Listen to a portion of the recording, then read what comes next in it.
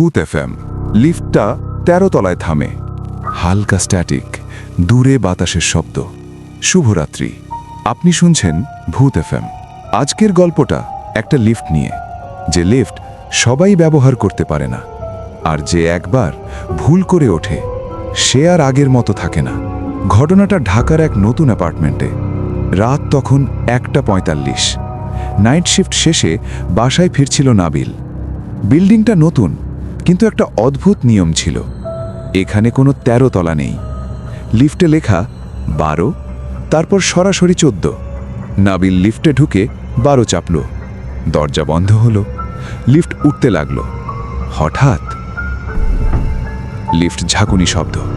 Lift থেমে গেল। স্ক্রিনে ভেসে উঠল ১৩। নাবিলের বুক ধক করে উঠল, কারণ এই বিল্ডিংয়ে ১৩ তলা থাকার কথা না। দরজা ধীরে খুলল। বাইরে অন্ধকার করিডোর, লাইট জ্বলছে না। দূরে একটা দরজা আধ খোলা, ভেতর থেকে মৃদু আলো আসছে। নাবিল বের হতে চাইছিল না। ঠিক তখন একটা কণ্ঠ বলল, এতদিন পরে এলে। নাবিল চারদিকে তাকালো। কেউ নেই। লিফটের দরজা নিজে নিজেই বন্ধ হতে লাগলো। ভয়ে সে তাড়াতাড়ি বের হয়ে গেল। করিডোরটা অদ্ভুত ঠান্ডা। দেয়ালে পুরনো ছবি।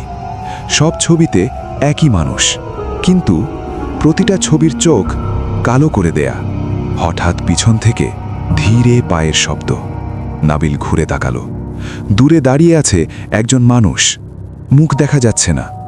সে বলল, এখানে যারা আসে তারা নিচে ফেরে না। নাবিল দৌড়ে লিফটের দিকে গেল। লিফট এখনো খোলা। সে ভেতরে ঢুকে গ্রাউন্ড ফ্লোর চাপল। দরজা বন্ধ হলো। লিফট দ্রুত নিচে নামতে লাগল। দরজা খুলতেই সে নিজেকে আবার বিল্ডিং লবিতে পেল। সবকিছু স্বাভাবিক। সে ভাবল হয়তো দুঃস্বপ্ন ছিল। কিন্তু পরদিন সকালে ম্যানেজারকে জিজ্ঞেস করতেই ম্যানেজার থেমে গেল।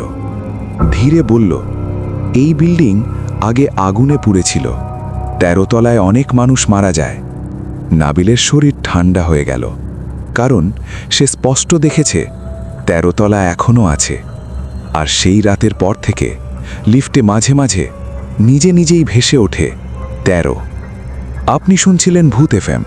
আর হ্যাঁ, আজ যদি লিফটে ওঠেন আর এমন কোনো তলা দেখেন যেটা থাকার কথা না, নামার আগে একবার ভেবে নেবেন। শুভরাত্রি।